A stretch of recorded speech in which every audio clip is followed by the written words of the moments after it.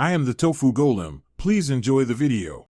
You start by preparing the environment and opening the code.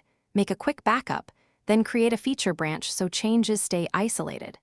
Once done, open the project in your IDE and jump directly to the model definition file. This is where the shape of data lives.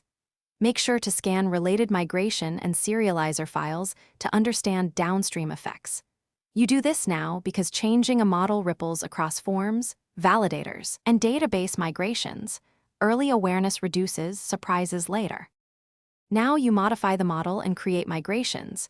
Change fields, types, and defaults with intention. Once you write the model code, run the framework's migration generator and inspect the resulting operations.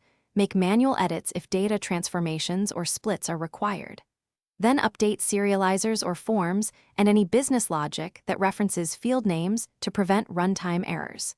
Make sure to run existing unit tests and add tests for new behavior. This proves the change and highlights integration gaps before deployment. Finish by testing, deploying, and monitoring.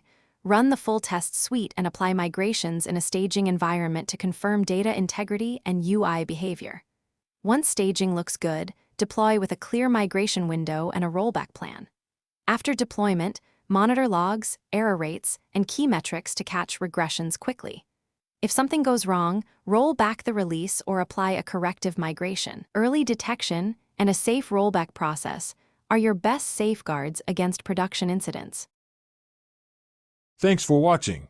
Consider subscribing if we helped you today.